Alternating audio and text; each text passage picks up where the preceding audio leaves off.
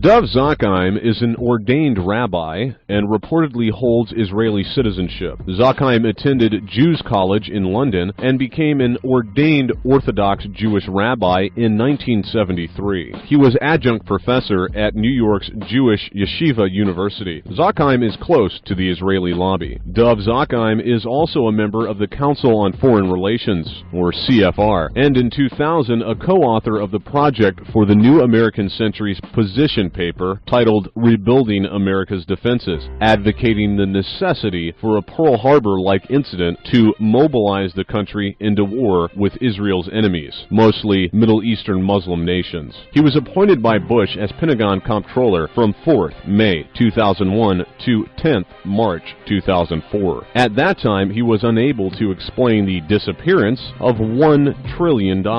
Actually, nearly 3 years earlier, Donald Rumsfeld announced on 10th September 2001 that an audit discovered $2.3 trillion was also missing from the Pentagon books. That story, as mentioned, was buried under 9/11's rubble. The two sums disappeared under Zakheim's watch. Despite these suspicions, on 6th May 2004, Zakheim took a lucrative position at Bose Allen Hamilton, one of the most prestigious strategy consulting firms in the world. One of its clients then was Blessed Relief, a charity said to be a front for Osama bin Laden. Bose Allen and Hamilton then also worked closely with DARPA, the Defense Advanced Research Projects Agency, which is the research arm of the Department of Defense. Intelligence concerning Dov tells us that he is a dual Israeli-American citizen and has been tracking the halls of the U.S. government for 25 years, casting defense policy and influence on Presidents Reagan, Clinton, Bush Sr.,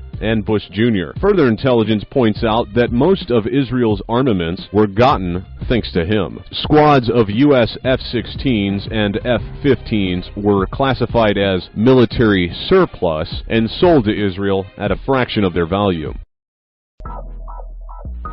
Dov Zakheim's SPC Corporation provided the flight termination system and command transmitter system. Some people have posited that the planes that flew into the towers were remote controlled. Although sounding like science fiction to the average person, this technology has existed for several decades. In an emergency situation in which pilot and co-pilot have been incapacitated, ground control can take control of a plane and fly it safe and sound to its destination. The argument for the use of this technology would be to say that to ensure that the planes met their targets, instead of relying on some supposed suicide hijackers who might bail out at the last minute, remote control technology was used. We are not here to argue for this point, nor disagree with it, but it is more than telling that System Planning Corporation, or SPC, designs, manufactures, and distributes highly sophisticated technology that enables an operator to fly by remote control as many as 8 different airborne vehicles at the same time from one position, either on the ground or airborne. System Planning Corporation markets the technology to take over the controls of an airborne vehicle already in flight.